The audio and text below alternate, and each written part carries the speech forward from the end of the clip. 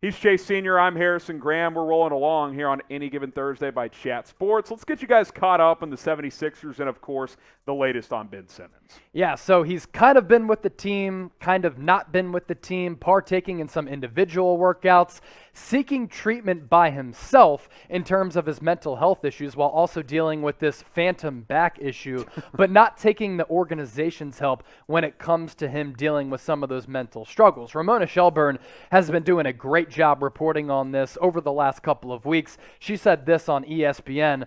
Philadelphia 76ers are increasingly frustrated with Ben Simmons' refusal to accept organizational assistance to address his mental health readiness to play, sources tell ESPN. While Simmons has been working with team doctors to treat a back ailment, he has been unwilling to meet with team doctors to discuss his mental readiness. Instead, sources said, Simmons has worked with mental health professionals via the National Basketball Players Association since the summer. So far, Simmons has yet to provide details of those meetings with the team, sources said.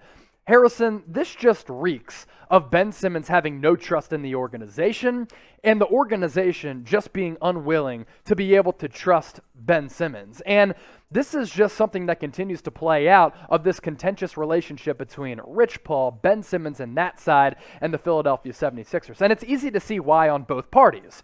For the Sixers, they're frustrated with Simmons because he's never put in the necessary work to improve upon his weaknesses and his flaws.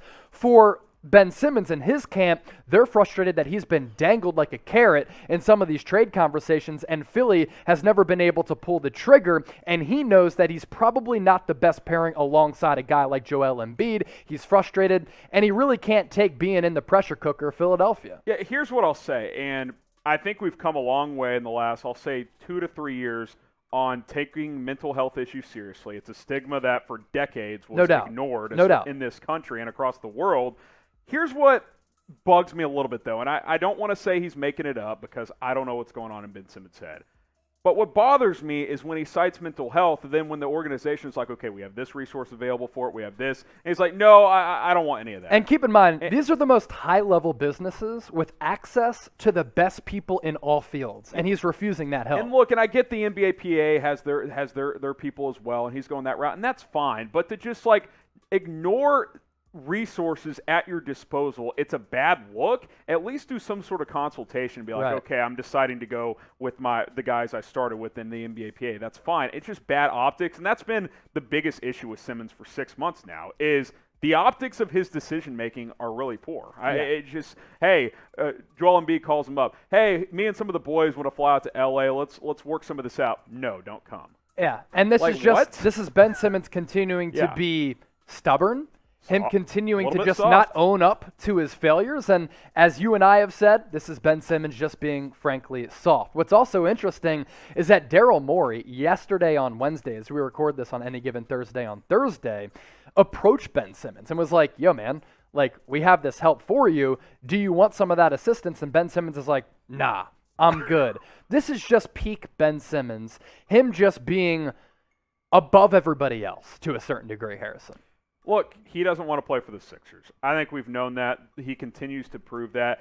I think it's clear that Rich Paul, his agent, is like, dude, you at least have to go to the facility and pretend you sort of give a shit when clearly he doesn't when it comes to playing for the Sixers. Now, you and I both know, Chase, this guy is talented. He is capable. He's a great defender. He's got upside still as a scorer. I mean, if he can just shoot a little bit, he becomes so much more unguardable. But he continues to give very little to no effort in terms of trying to play for this team. And on one hand, I'm like, okay, yeah, like, obviously the Sixers should trade him, but he's got to understand that him acting the way he is makes it harder for him to get traded. Exactly. Like, the value is not peak value. Now, you could still get a decent haul probably for him, but if he would show up and ball out for a month, he'd get a huge package for him. But it's as simple as that. He's not willing to do it, though, man. And so, ironically, him wanting out so badly is preventing him from getting out. You know what I mean? Yeah. Like, if he would just put his head down. He's sabotaging himself to a certain degree. And go against the grain of what he's believing. Like, all right, I'm just going to play hard for a month. If I play well, I'll probably get shipped out of here. But he's not willing to do that.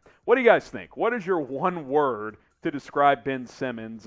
Chase has plenty words, I'm sure. It could be stiff, fraud, As Howard Eskin would say, a dope.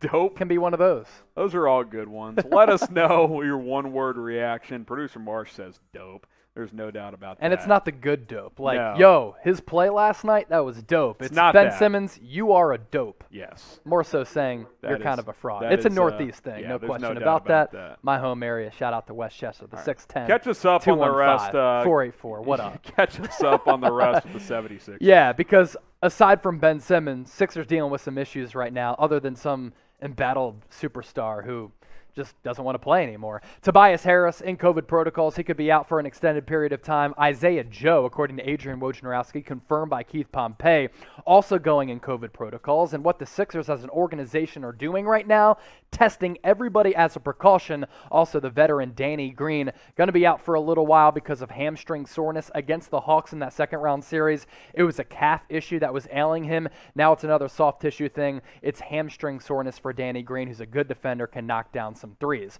But I do want to touch on this as we'll continue to look into this team a little bit.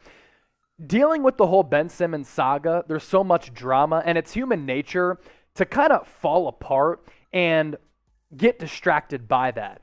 But I got to give credit to Doc Rivers, Harrison, because this team is actually playing pretty well and surprising a lot of people. They go out without Joel Embiid, without Tobias Harris, Danny Green, and Ben Simmons, and they beat the Portland Trailblazers, who had Nurkic, Dame, and C.J. McCollum. And then last night up against the Chicago Bulls, a team at full strength as well, when the Sixers are clearly not at full strength without Tobias Harris and some other guys, they rise up to the occasion and beat one of the hottest teams in the Eastern Conference. I have to give credit to Doc Rivers for bringing this team together and not allowing them to just fall apart with all the other outside distractions. Look, they're what, 6-2 as we film this on second place in the East Thursday in the night. all too early Eastern Conference. They don't standings. have Ben Simmons. Joel Embiid's maybe 70%. Yeah, it doesn't look right. He yeah, doesn't look. I mean, really, if Simmons was healthy, they'd probably be sitting Embiid right now. He basically said that, but he knows if he doesn't play, Thanks, then Ben. Yeah, good, thanks, Ben. Good looks. Yeah, we'll see eventually. But, yeah, I mean, look, they're battling. I don't think it's sustainable for 82, especially if Embiid is not going to be healthy. And right. I think at some point they're going to have to find a 2-week stretch to sit him. I don't know when that's going to be. Probably after the Simmons trade, assuming that can happen somewhat soonish. But yeah, I mean they've surprised me. They're playing hard. I think the Simmons drama has actually kind of motivated some of these other guys. Like, hey, I'm not going to be like that. I'm going to give a little bit more to this team. And, you know, so far they're playing well. I think you would agree that this team can't win a title with Simmons sidelined and not either getting a trade completed for him and Embiid not fully healthy. Yeah. But if they can stay afloat, which was the goal from the beginning, without Simmons, once you get that trade, then maybe you can ramp things up. And I said this in the lead up to the season, that the Sixers were going to be talented enough and deep enough to at least compete and win a lot of games. And I think throughout the first 8 games of the season, you've seen that come to fruition. And when I watch this team against the likes of the Blazers, who are at full strength, as I mentioned, as well as the Chicago Bulls, a really deep team as well with some premier talent, this has been a roster that has a bunch of different pieces that can hit you in a bunch of different areas. And while I can criticize Daryl Morey for maybe not including Ben Simmons in that trade for James Harden, because I think the Sixers would be title contenders possibly with a James Harden on this roster, this is what you're seeing now, the benefit of having an executive who's one of the best in the league, who's a wheeler and a dealer and very aggressive in Daryl Morey, because he's been able to rely on analytics as well as the eye test to put together a roster that makes sense and does have some depth to it. George Niang has been one of the best offseason pickups among any team across the NBA. Guy's been cooking from deep. I like what I've seen from Tyrese Maxey at times. So they just have a deep roster that kind of makes sense and has some semblance of continuity, and in the regular season, that's going to allow you to win and stack up some dubs. Yeah, and we've kind of alluded to this. So now you're thinking, okay, like good start, 6-2, like this team's playing hard, but again, 82-game season. Yeah. How concerned should we be about Joel Embiid, who we got the numbers here for you compared to last year? Points down, rebounds. Block's actually a little up, so that's a good sign that he's got some explosion. Check out there. the field goal percentage as well as the three-point percentage. The efficiency's the problem. And what's happening is, and Ramona Shelburne has reported on this and talked to Embiid as well, is that he's having to take a lot more tougher jump shots because he can't just bully his way to the basket nearly as much.